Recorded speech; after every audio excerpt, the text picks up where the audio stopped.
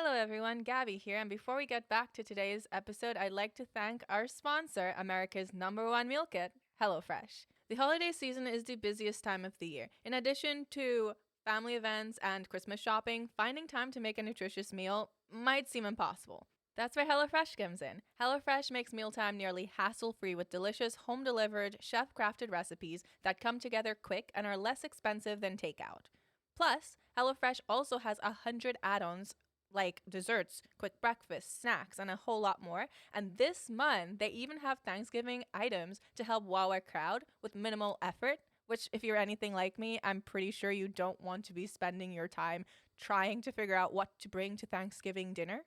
HelloFresh has been a game changer for me with saving time and making sure my family has meals that they enjoy. So, don't waste any time. Get 10 free meals at HelloFresh.com/freemo. Applied across 7 boxes. New subscribers only. Varies by plan. That's 10 free HelloFresh meals. Just go to HelloFresh.com/FREEMOE. Free Mo.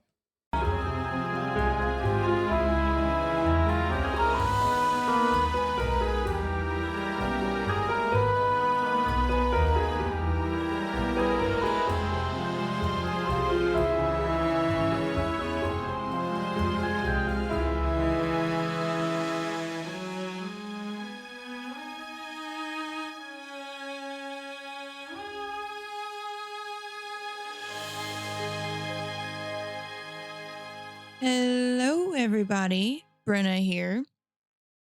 And I'm still Brenna. It's just me.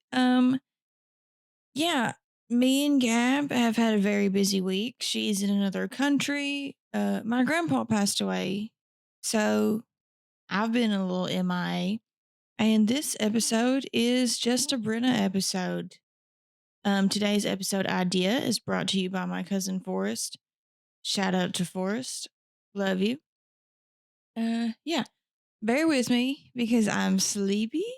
I've cried more this week than I've cried in a long time.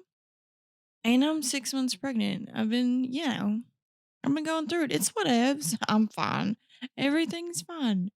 Everything's fine. And it's 3:17 in the morning right now because I'm the queen of procrastination. And I don't mean that I'm not bragging. That's not a good thing. That is not a good thing. I'm up in the office right now. Ooh, positive news. We started working on the nursery and have officially ripped up the carpet and are in the process of ripping up the original hardwood flooring because this house was built in, I want to say 1906 or so. And the rest of the house has its original flooring and it's in good shape, decent shape, whatever. Except the room I'm in right now, they painted the floors this terrible red color. One day I will sand these floors though, and refinish them, but the nursery floors are just like beyond repair. So we're gonna have to rip up the old oak and I think put down subfloor, install carpet. I'm not entirely sure what all that entails. My dad is the captain there. And I'm just kind of down for whatever because even walking upstairs makes me so tired and out of breath. Anyways, let's get this show on the road, shall we? Today's episode. Oh my god, I keep yawning, guys. Woo! I need to cut that shit out. I am going to edit it out, but I need to cut it out because I can't be doing that for the next 30 minutes.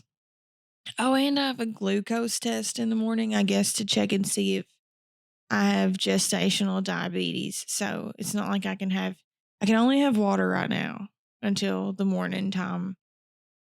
That's why I'm so sleepy.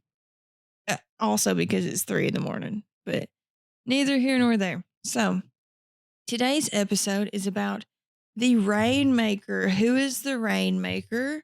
That's none other than Charles Hatfield. And who is Charles Hatfield? Why is he nicknamed the Rainmaker? We're going to dive into that as we always do. But first, I'm going to give you all the runaround because that's what I'm good at. So we're going to travel back in time to 1915 when San Diego, California was in a dry spell. This drought was bad, so bad that the San Diego Council were desperate and like grasping at straws for there to be rain. And Charles Hatfield, he was well, we wouldn't call him that. He called himself a moisture accelerator.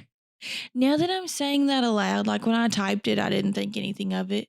But saying moisture accelerator aloud is, I don't know about it. It's something. It's something. If Gab were here, she would chuckle with me. But I'm too tired to chuckle. You all chuckle. Give a little chuckle. Start using that in your everyday life. Anywho, he was hired by the San Diego Council to fill the Morena Reservoir. Did he fulfill his end of the deal? I didn't mean to rhyme, but look at us. And if he did, how? How did he do it? If he did it, I don't want to ruin this story. We're going to dive into all of that and a little bit more in today's episode. And I'm also looking at a picture of Charles right now with his hands sticking out, kind of like he's waiting for rain to fall. And he's a sharp dressed man. Him and his brother. I got another picture of him and his brother vibing. And Charles was fancy. He was a fancy man, to say the least, just from the gist that I got of him. So, starting out, Charles Mallory Hatfield was a sewing machine salesman in his early life, but he also studied pluviculture, pluviculture, pluviculture, which is essentially rainmaking in his spare time. And he also like mixed in a little bit of his own methods to create rain. If he did create rain, but if you asked him, he would say, I do not make rain. That would be an absurd claim. I simply attract clouds and then they do the rest. We love a humble man. We do. So, because Charles was a known sewing machine salesman and was also a Quaker, the whole community trusted him, which would help him out with his rainmaking career. So, by the year of 1902, Charles had created a concoction of 23 different chemicals that he mixed together in evaporating tanks, and he claimed these chemicals attracted rain. What were some of these ingredients, you might ask? Well, some of them included dynamite and nitroglycerin. So, do what you will with that. Also, if you all hear Lily meowing in the background, no, you didn't. Mind your business. I'm just kidding. She's on my desk right now. She's not leaving me alone. She's just a little guy. She's a little girl. It's her world. We're just living in it. Anyways, so dynamite and nitroglycerin, but Charles would never share his entire secret formula, though. He took that with him to the grave. So we don't know what all the 23 ingredients were. Aren't there 23 ingredients in Dr. Pepper? I'm just saying those are secret too. Those are secret too. So do with that what you will, you know? No? Okay. Did his concoction work? Well, we're going to dive into that at the end. But right now we're going to fast forward and then we'll like do a little circle back because why would I go in order? Makes no sense. So we're in 1915. Again, we were just in the year 1902. Now we're in 1915. And San Diego is relying very heavily on their reservoirs for water sources. They have no natural water sources really, or like very little anyways, but regardless, they were in quite the bind. This drought was extreme, the reservoirs were empty, and the city council was very desperate. So weeks had gone by with no rain. So what do you do? Well, you ask Charles, of course. They ask Charles for his help. While some of the council members thought that this was a ridiculous idea, like nothing but tomfoolery, what did you really have to lose? You know, like worst case scenario, what you got to lose? Well, we will see worst case scenario, but like we're in the past still. Nothing has happened yet. So what have you got to lose? Hatfield was, I mean, he had some good selling points. He wouldn't charge people until the job was done. And like until there were results to be seen, you didn't even have to pay him. So Like, let's say it never rained, you never had to pay him, you go about your merry way. While his prices began at a low price of $50 for his services back in 1904, they then started to increase because he was very successful at his job. So within the 1 year, 1904 to 1905, Charles had upped his prices to a measly little $1,000 per inch of rain, which today would be equivalent to $35,870.91. If anyone's curious, supply and demand in live action right there. So, now that San Diego Council is super desperate, they reached out to Charles to strike a deal. And between the two of them, betwixt them, they decided if he could fill up the entire Morena Reservoir or produce between 30 to 50 centimeters of rain, they would pay him $10,000, but not until the rain had started. That would be equivalent today to $312,000. Wait, $312,538,000.61. Steal of a deal. Hey, it's Austin James. If you're like me, trying to live your best life while living with diabetes, you can relate to worrying if you're doing a good job managing your diabetes. I use the Freestyle Libre 3 Plus sensor to get real-time glucose readings and see the impact of every meal and activity to make better decisions. The Freestyle Libre 3 Plus sensor can help me live life with diabetes on my own terms, and it gives me more time for the things I love, like being a dad and a musician. Now this is progress. Learn more at freestylelibre.us. For prescription only. Safety info found at freestylelibre.us. Is your cold making it hard for you to get to sleep and leading to a bad morning? Switch to Mucinex Night Shift for fast, powerful nighttime multi-symptom cold and flu relief. Mucinex Night Shift fights your worst nighttime symptoms to help you get to sleep and wake up ready to go. Mucinex Night Shift. It's comeback season. Use as directed. I would like to note that this deal, contract, whatever you want to call it, was verbal only. But I feel like back in that day, like verbal was probably legally binding. I don't know. Regardless, Charles and his brother, the other sharp dressed man I talked about a second ago, began to build a tower where he would do like whatever secret work he did to create rain, top secret hushity hush type stuff. And then he began doing that shit in the tower. So now we're going to fast forward to January of 1916. What do you know? It started raining in San Diego. Weeks of drought, and now it's finally raining. The local dam keeper's wife said that she visited Charles Tower once to tell him, "It sure is raining now." She probably didn't sound like that because this is California and I sound like a redneck, but she was like, no, I'm not going to try to do a California accent. I don't know what y'all sound like. But she said it's raining now when the rain first started. And then Charles responded to her, "You haven't seen anything yet. Wait 2 weeks and it'll really rain." Charles, you know that saying, quit while you're ahead? Well, Charles apparently didn't know that saying. So the first week of rain, people are thrilled. They're super excited. Newspapers even wrote about Charles and his amazing ability to open the clouds. But then another week of rain passed, and people were kind of getting a little antsy. They were getting a little tired, and they were ready for it to subside. There was even a poem written to Charles that said, "From Saugus down to San Diego's Bay, they bless you for the rains of yesterday. But Mr. Hatfield, listen now. Make us this vow. Oh, please, kind sir, don't let it rain on Monday." But Monday came, and with it, so did the rain.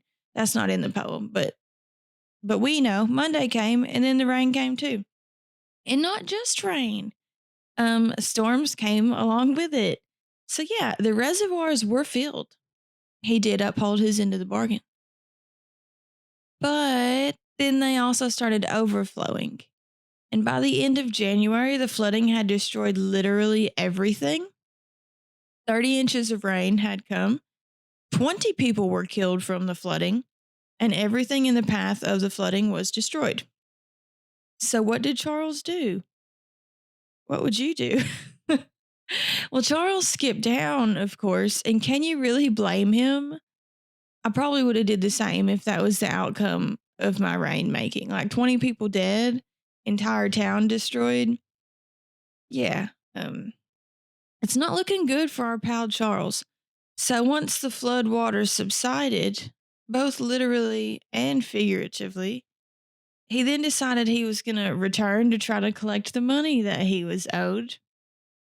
The city council essentially told him to suck it and told him to leave. But Charles was angry and he felt like I've kept my part of the bargain up and I'm going to sue them. And he did. He sued them. But then he quickly changed his tune, though, when one of the council members was like, all right, let's pay Charles what was owed on the condition that he pays for all the damages that the flooding has caused and he takes accountability. And then Charles said no. So with that, Charles officially left San Diego and he eventually went back to being a sewing machine salesman and gave up the old rainmaking. So was Charles a fraud? Was this pseudoscience? Or is there actual science to back it up? Now we're going to dive into that. I'm going to give you all a second. Cast your votes. Do you think it's real or do you think it's fake? Or if you do think it's real, do you think what Charles was doing was actual, real deal? Or do you think he's full of shit and it was luck? All right, time's up. We're diving in. Some think that whatever process Charles had was an early form of something called cloud seeding. I'd never even heard of this shit before, but I have seen articles and shit about how people can control the weather now. So we'll get into that in a second. But yeah, cloud seeding. Cloud seeding is sending chemicals into the air that will have a reaction with the elements in the clouds and in turn produce particles of precipitation to make it rain, snow, etc. In the science community, cloud seeding has had a reputation as being as questionable as the weather itself. The technique is old. Like we talked to, if Charles did use cloud seeding, that's in 1915. Scientists have been seeding clouds since the 1940s, but they didn't exactly have any proof that it was working. It could have just been right place, right time scenario or coincidence entirely. During the 1940s, there was an atmospheric scientist named Bernard Vonnegut. I want to say Vonnegut. And while in the lab one day, he discovered that particles of silver iodine could cause supercool clouds of water vapor to freeze into snow. Silver iodine and other similar particles can cause a scaffold on which water molecules can align themselves into a crystalline structure, which is essentially like freezing themselves, according to an article on science.org. This technique has even been used by both military and civilian governments on and off since the discovery. As far as solid proof that this technique works outside of the lab, that has been lacking throughout the many years. Past instruments couldn't measure water droplet size in clouds in real time. So there was no way to know if the silver iodine was even doing anything in the first place because scientists couldn't measure the cloud evolving. And I mean, even that's one reason, but then you got another reason. It's also extremely hard to have a quote controlled experiment when dealing with the weather because the weather itself is so chaotic. Katja Frederick, who is an atmospheric scientist at the University of Colorado in Boulder, says, once you seed, you're contaminating the cloud. You can't repeat the experiment because you'll never have the same atmospheric conditions again. Literally, no two clouds are the same. Or at least, I don't know. In my experience, I would imagine no two clouds are the same. How are you supposed to have a controlled experiment? You essentially can't. Or maybe you can. I don't know. Maybe they figured it out. Oh, sorry, guys. That was another yawn. I'll probably cut that out. Or I might not. So Frederick and her colleagues were convinced that since we have newer instrumentation, that perhaps a different approach could prove cloud seeding was in fact the real deal and not pseudoscience. The National Science Foundation and Idaho Power provided the colleagues with the funding to take on the task. So the team experimented in the mountains of southwestern Idaho. The team waited until they had supercooled clouds in the sky, temperatures of 0 degrees Celsius to 15 degrees Celsius, where they are cold enough that they could freeze, but are still unlikely to do so. So the team then launched one aircraft into the sky, and this aircraft made laps between two ground based radar systems. And the aircraft dropped canisters that would spread silver iodine into the clouds. Then that same plane also flew into the clouds through them with silver iodine spewing from its wings. Then they had a second plane that had equipment used for measuring clouds and had it on a perpendicular path so it could get readings of the clouds. This has given me the movie Twister. I haven't seen the Twisters one, but the original Twister where they have is it Dorothy with the little balls that measure tornadoes and they send her up into the tornado? That's what vibes this is giving me. And I'm here for it. I'm digging it. Now I need to go downstairs and watch Twister. Actually, I need to go to bed. It's 3:36 in the morning. But also, I need to watch Twisters and watch the new Twister because Glenn Powell.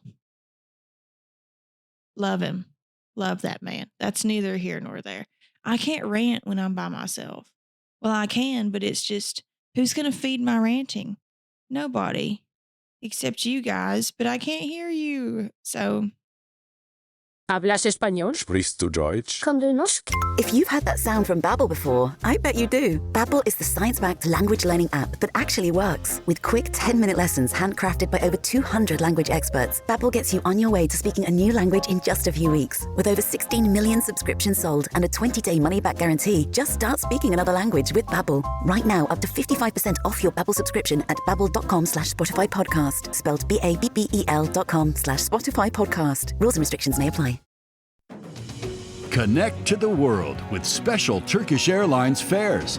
Book your flight before November 30th and take advantage of great deals. Fly to the most exciting destinations with the award-winning airline that flies to more countries than any other. Terms and conditions apply. For more details, visit turkishairlines.com. Turkish Airlines, widen your world.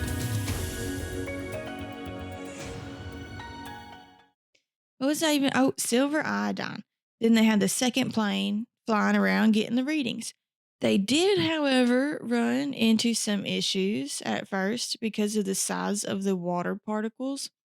Frederick said that, quote, the radar can only see particles that are big enough, and these clouds had tiny droplets not detectable by radar. Bummer. And that's the end of the experiment.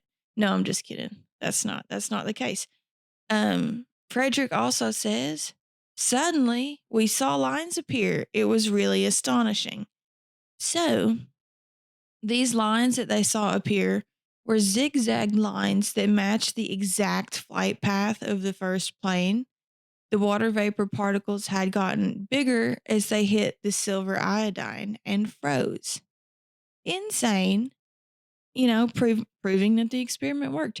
But also, something even cooler is that the snowflakes grew from a few microns in diameter to 8 millimeters, which made them so heavy that they could essentially fall to the ground and cause snowfall. These findings were reported in the proceedings of the National Academy of Sciences, and this is the first time that something like this has been shown outside of the lab. So, this is now scientific proof and incontrovertible evidence that the cloud seeding is actually real. Does that necessarily mean that our friend Charles Hatfield was cloud seeding back in 1915 when he caused the Great Flood of San Diego and killed 20 people? I don't know. Who knows what the fuck Charles was putting in the sky? He could have been putting silver iodine in the sky. But even then, like, so yes, this science experiment proves that they can freeze the particles and essentially send down snowflakes. But what about rain? In Charles' scenario, it was rain. So I do have like a few lingering questions about that. And I mean, Charles is sending up dynamite. Who knows what he was sending up? It could be something that could cause a chemical reaction in the clouds that could cause it to rain. To rain for weeks? I don't know, unless he just kept sending shit up into the sky in his tower. And even then, like, how was Charles sending it into the sky? Was he dynamiting it up there, fireworking it? I don't know. I have many questions. I don't necessarily know if Charles is responsible for the flood. I think Charles might have been. He could have been a fraud. He could not have been. I don't know. The jury's out. Let me know what you guys think on that, because I'm torn between that. And also, while I think it is super cool that now, okay, I'm torn. So while the science experiment is cool, cloud seeding works. Another part of me questions like whether we should have the power to fuck with the weather in the first place. Should humans have that much power in the first place? Let me know what you all think. Because I have been reading about, let me see if I can find it. I've been reading about stuff where we now can control the weather. I'm going to give it a quick Goog. Can humans control the weather? Do you all remember that movie when we were younger where there's some kind of machine? Well, I don't know how old you guys are. I'm about 30. And there's some kind of machine where they made it snow, but then they broke the machine and they like fucked everything up. I feel like if that's where we're headed, we're going to fuck everything up. So I Googled, can humans control the weather? Humans are not yet able to control the weather. While some scientists believe that we are on the brink of being able to do so, we are still many decades away from being able to control large weather systems like storms. Okay. Well, I would like it to stay that way. I kind of don't think that I want us to be able to control the weather, if I'm being completely honest. Because humans are chaotic and we get a little carried away, guys. We do. We don't know like when enough is enough. Charles should have stopped while he was ahead. Did he? No. If he actually was in control of said clouds, rain, if he was cloud seeding, he could have stopped after a week. But he was like, no, give it 2 weeks, give it 3, and you'll see what I'm really about. And then dead people, Charles, dead. Anyways, I'm rambling. I'm sleepy. This is a short episode, but hopefully it's a cool episode and you all don't find it sucky. And my next episode, it'll be so good. It'll be insane. And I won't be just talking to myself. Well, I mean, I'm talking to you guys, but I'm in a room by myself. You all understand. All right. On that note, subscribe to our Patreon. I talk to you all quite a bit on our Patreoners. We love you. We got an Instagram if you want to go give it a follow. We used to have Facebook. We do not now because I think it got hacked. And follow me and Gab on TikTok. Gab's TikTok is booming. I don't really post much shit, but I'm going to try to because, you know, I would like to make some money. So I don't even know what the fuck I would post. Who knows? Who knows? The world is my oyster. Anyways, good morning, guys. All of you all listening to this bright and early. Hopefully it's 3:43 a.m. Hopefully I will have this edited in about 30 minutes and then send it off. to Gab because I still don't know how to put ads in this because I'm an ignoramus. All right, anyways, enough rambling. Good morning. Hope your day starts out beautiful. Bye, guys.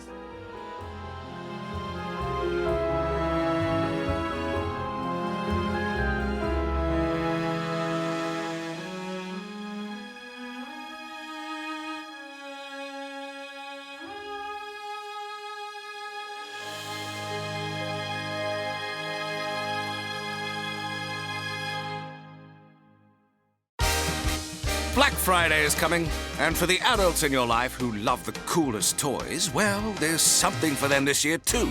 Bartesian is the premier craft cocktail maker that automatically makes more than 60 seasonal and classic cocktails, each in under 30 seconds at the push of a button. And right now, Bartesian is having a huge site-wide sale. You can get $100 off any cocktail maker or cocktail maker bundle when you spend $400 or more. So, if the cocktail lover in your life has been good this year, or the right kind of bad, get them Bartesian. At the push of a button, make bar-quality cosmopolitans, martinis, Manhattans, and more. All in just 30 seconds. All for $100 off. Amazing toys aren't just for kids. Get $100 off a cocktail maker when you spend $400 through Cyber Monday. Visit bartesian.com/cocktail. That's BARTESIAN.com/cocktail.